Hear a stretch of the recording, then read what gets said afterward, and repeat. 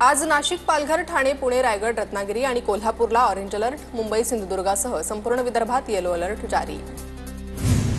पुढील 24 तासांसाठी रायगड जिल्ह्याला मुसळधार पावसाचा इशारा। मुसळधार पावसाच्या इशाऱ्यानंतर नागरिकांना सतर्कतेचा इशारा। सुरक्षिततेच्या दृष्टीने कोणताही हलगर्जीपणा टाळण्याचं हवामान खात्याचं आवाहन। नाशिकच्या गोदावरी नदीचा पूर ओसरण्यास सुरुवात। गंगापूर धरणातून पाण्याचा विसर्ग कमी। गंगापूर धरणातून 1760 क्युसेकनं पाण्याच्या विसर्गात घट। दुतोंड्या मारुतीच्या कमरेपर्यंत असलेलं पाणी आता गुडघ्यापर्यंत आलं। कोल्हापूरच्या पंचगंगा नदीच्या पाणी पातळीत वाढ। कर्नाटक महाराष्ट्राला जोडणाऱ्या शहरातील यशोदा पुलावर पाणी। छोटी मोठी मंदिरं पाण्याखाली। अलमट्टी धरणातून सध्या पाण्याचा विसर्ग सुरू। सांगली जिल्ह्याला मुसळधार पावसानं झोडपलं। अचानक सुरू झालेल्या पावसामुळे सांगलीत जनजीवन विस्कळीत। चंद्रपूर जिल्ह्यात पावसाची दमदार हजेरी। पावसामुळे शेतकऱ्यांना दिलासा। पावसामुळे नागरिकांना उकाड्यापासून दिलासा मिळाला। नाशिकमधील सोमेश्वर धबधबा पूर्ण क्षमतेनं प्रवाहित। गोदावरी नदीवर असलेल्या सोमेश्वर धबधब्याची नयनरम्य दृश्य कॅमेऱ्यात कैद।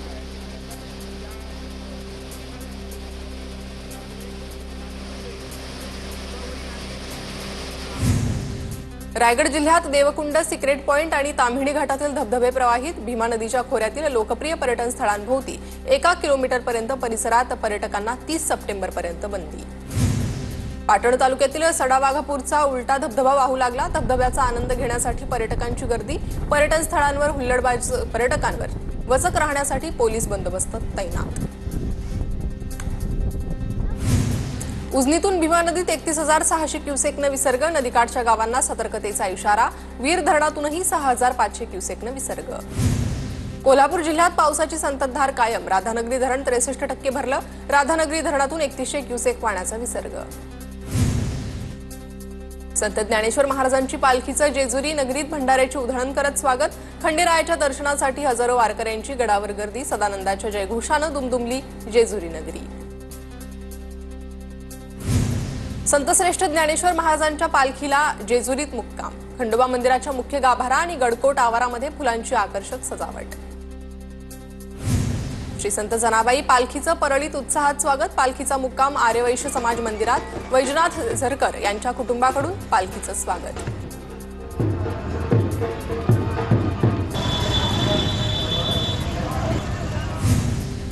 वारकरी संप्रदायाच्या धार्मिक भावना दुखावल्या असतील तर मी माझं विधान मागे घेतो। वारी संदर्भात केलेल्या विधानावर अबू आझमींकडून माफी। अबू आझमी वादग्रस्त वक्तव्य करण्यात उचतात, त्यांचा परिणाम त्यांना अनेकदा भोगावा लागलाय। सुजय विखे यांची प्रतिक्रिया। तर वारकऱ्यांचा अपमान करणाऱ्या व्यक्तीचा बंदोबस्त करण्याची जबाबदारी महायुतीची, सुजय विखेंचं वक्तव्य। अबू आझमी आसिफ शेख यांच्या वक्तव्यानंतर मालेगावात पडसाद। आझमी आसिफ शेख यांच्या विरोधात गुन्हा दाखल करण्याची मागणी। औरंगजेबाचं उदात्तीकरण केल्याप्रकरणी माजी आमदार आसिफ शेख यांच्यावर पुण्यात गुन्हा दाखल। पुण्यातील गुन्हा मालेगाव तालुका पोलीस ठाण्यात वर्ग। आसिफ शेख यांना औरंगजेबाचं उदात्तीकरण करणं भोवलं।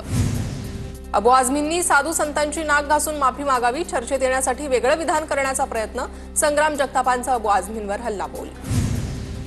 काँग्रेसचे पर्यावरण सेलचे प्रदेशाध्यक्ष समीर वर्तक कार्यमुक्त। प्रदेशाध्यक्ष हर्षवर्धन सपकाळ यांच्या आदेशानंतर कारवाई। तर समीर वर्तक यांच्यावर व्यावसायिकाला धमकावल्याचा आरोप।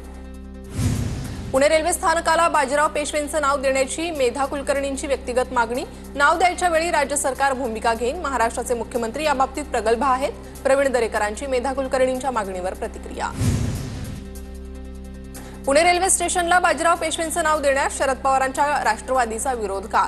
शरद पवार गटाविरोधात परशुराम हिंदू सेवा संघाची बॅनरबाजी। रेल्वे स्टेशनला बाजीराव पेशवेंचं नाव द्या, खासदार मेधा कुलकर्णींची मागणी। लातूर शहरातील विनापरवाना शाळा सील। शिक्षण विभागाच्या अधिकाऱ्यांकडून शाळेला टाळं ठोकलं। विनापरवाना शाळेला 17 लाखांचा दंड ठोठावला।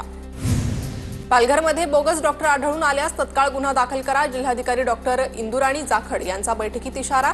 रुग्णांची फसवणूक करणाऱ्या बनावट डॉक्टरांविरोधात कडक कारवाई करण्याचे आदेश। जळगाव जिल्हा रुग्णालयातील वसतिगृहातील दुरुस्ती प्रकरणी पीडब्ल्यूडी विभागानं अहवाल मागवला। शासन निर्णय डावलून कामाचे 43 तुकडे केल्यानं कारवाई। जिल्हा नियोजन समितीच्या पत्रानुसार चौकशी करून अहवाल पाठवणार। जळगावच्या अमळनेरमध्ये मोफत मोतीबिंदू शस्त्रक्रिया शिबिराचं आयोजन। शिबिरात अमळनेरसह चोपडा, धरणगाव परिसरातील 135 रुग्णांची तपासणी। डॉक्टर बाबासाहेब आंबेडकर मराठवाडा विद्यापीठाच्या उपकुलसचिव हेमलता ठाकरेंना बदलीनंतर स्वतः झाडण्याची वेळ। उपकुलसचिवांना शिपाई न दिल्यानं स्वतःचं दालन स्वतःवरच झाडण्याची वेळ आली। हेमलता ठाकरेंकडून महिला आयोगात आणि मुख्यमंत्र्यांकडे तक्रार। ठाण्यातील दिवा प्रभाग समिती अंतर्गत 73 अनधिकृत बांधकामांवर हातोडा। महापालिकेच्या अतिक्रमण विरोधी विशेष पथकाची कारवाई। हायकोर्टानं फटकारल्यानंतर सहाय्यक आयुक्तांच्या नेतृत्वात कारवाई। धुळ्याच्या साक्रीमधील विटाई गावात बेकायदेशीर दारू विक्री सुरूच। दारू विक्रीला आळा न घातल्यास साक्री पोलीस ठाण्यावर मोर्चा काढू। विटाई गावातील तरुणांचा एल्गार। पालघरमधील वाडा तालुक्यात पुलाच्या दुरवस्थेमुळे विद्यार्थ्यांची तारांबळ। TV9 मराठीने दाखवलेल्या बातमीनंतर प्रशासनाला जाग।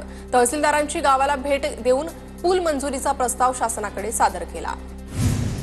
10 जुलैपर्यंत पंढरपूरकडे जाणाऱ्या आणि येणाऱ्या वाहनांना रस्ता करातून सूट। आगामी आषाढी एकादशी निमित्तानं जळगाव प्रशासनाचा निर्णय। लातूरमधील महिला पोलीस कर्मचाऱ्याचा आणखी एक व्हिडिओ व्हायरल। व्हिडिओत महिला पोलीस आणि वकील असलेल्या व्यक्तीत वाद। सिग्नल तोडल्याच्या कारणावरून वाद झाल्याची माहिती।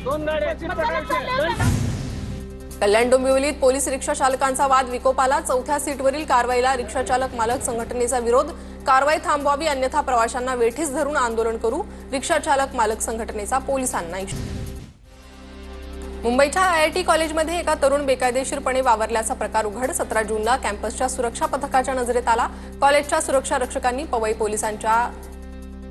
पोलिसांच्या ताब्यात तरुणाला दिले, तर पोलिसांकडून तपासणी चोरणारी टोळी जेरबंद। आरोपींकडून जवळपास 24 लाखांचा मुद्देमाल जप्त। लातूर, सोलापूर आणि झारखंडमधील एका आरोपीचा समावेश।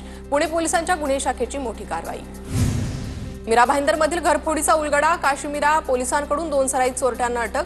40 लाखांच्या दागिन्यांसह कार आणि कटर मशीन सुद्धा जप्त। नाशिकमध्ये 6 वर्षाच्या चिमुकल्या मुलीला गळफास देऊन पोलीस पित्याची आत्महत्या। स्वप्नील गायकवाड असं आत्महत्या केलेल्या पोलीस अंमलदाराचं नाव। स्वप्नील गायकवाडांचा काही दिवसांआधी पत्नीसोबत वाद होत असल्यानं घटस्फोट झाला होता। सरकारला शेतकऱ्यांचं काही देणं घेणं नाही। शक्तीपीठ महामार्गाला दुसरे पर्याय असू शकतात। पर्यायी मार्ग असताना हे धंदे कशाला? शक्तीपीठ महामार्गाच्या मंजुरीवरून वडेट्टीवारांचा सरकारवर हल्लाबोल। 12 जिल्ह्यातील लोकांना शक्तीपीठ महामार्ग नकोय। नव्या रस्त्याची गरज काय? गरज नसलेला विकास महाराष्ट्राला नकोय। सरकारनं फेरविचार करावा। शक्तीपीठ महामार्गावर सतेज पाटलांची महामार्गावर प्रतिक्रिया। राज्याचं मंत्रिमंडळ म्हणजे राज्याचे मालक नाहीत। राज्यातील मंत्रिमंडळ ही लुटारूंची टोळी। शक्तीपीठ महामार्गाच्या अधिसूचनेवरून शेट्टी यांची सरकारवर टीका।